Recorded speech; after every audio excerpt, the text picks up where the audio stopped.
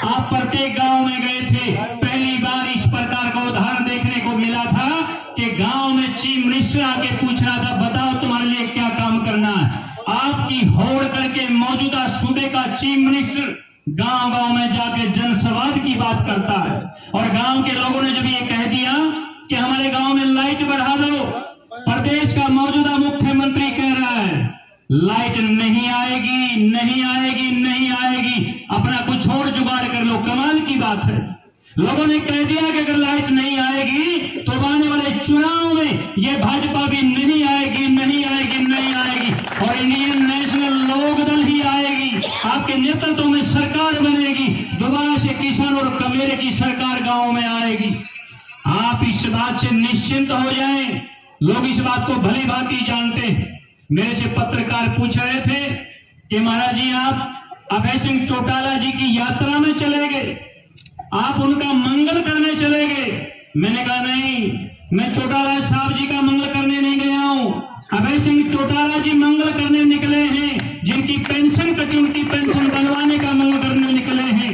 जो कर्मचारी अपनी पेंशन मांगते हैं उनको लठ मारने का काम होता है, उनके घाव को मरहम लगाने के लिए चौटाला जी निकले हैं। हमारे बीपीएल कार्ड धारक जो तरस गए हैं, कार्ड जिनके काटे गए हैं, उनके कार्ड जुड़वाने के लिए चौटाला जी निकले हैं। और सबसे बड़ी हद तो तब हो गई, बेशर्मी की हद पार हो गई, गांव देहात के चुने हुए सरपंचों को जब चंडीगढ़ देश प्रदेश की राजधानी में पीटा गया तो उन सरपंचों की आबरू को बचाने के लिए चौटाला साहब निकले हुए हैं। इसलिए हम सबकी जिम्मेदारी बनती है, हम अच्छे से साथ खड़े होकर साथ देंगे।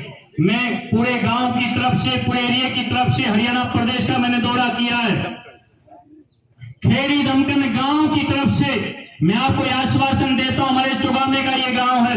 आप जब चीफ मिनिस्टर होते थे, मेरे गांव का एक बहुत बड़ा ऑफिसर किसी बात में उलझा हुआ था, वो मेरे पास आया, उसने कहा कि स्वामी जी कितने पैसे लगते हो लेकिन हमारा काम करवा दिया जाए। मैंने कहा तेरा दिमाग खराब है क्या?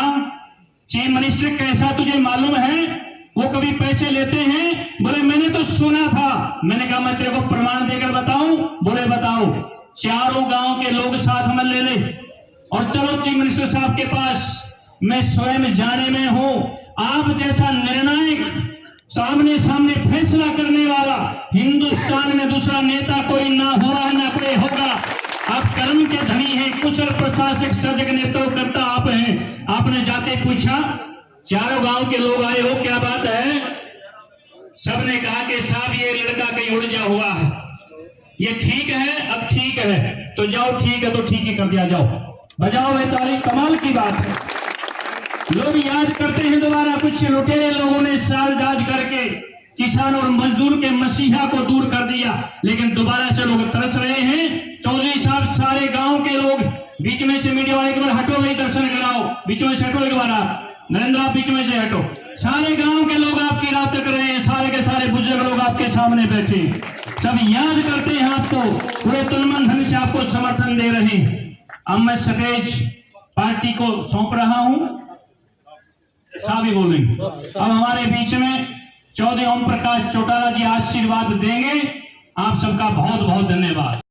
हमारे बीच में पार्टी के